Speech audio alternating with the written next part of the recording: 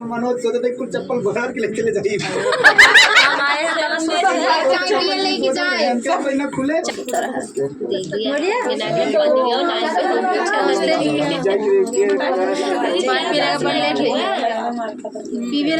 Late हो जाए तो नमस्ते प्रणाम, मैं हूँ आपकी वंदना। स्वागत करती हूँ दीदी के चैनल पे। आइए प्यारा सा देवी गीत सुनाते हैं और सपोर्ट करिएगा, ढेर सारा प्यारा चलेगा।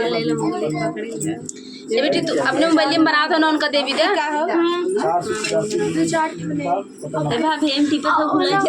बनाए जा। बहुत दूर बिहार से आई हैं दे। अरे तुम क्यों दे देती ना अपनी वीडियो क्यों लेबे जिन करा जरूरी है कर केला है खाई ले मतलब बनाए वीडियो अपना पोस्ट किए जाए कैसे जाबे करे जब पहले दिन जगह ना फेसबुक करेंगे तो धीरे धीरे एक एक भेज दे हैं, एक एक भेजे जाओ वही डिलीट एक कर दे ही ना अपने चैनल में अपलोड कर रही गैलरी पर अपन डिलीट कर दी ही दे मोबाइल निकाल के तुम बेचारा रुकिन के था चला तो मोड़ा नंबर वापस दे दी हां नंबर देख पर भी कबूतरा झिल्ली क्या था में चला है ललकी चुनरिया ओढ़ा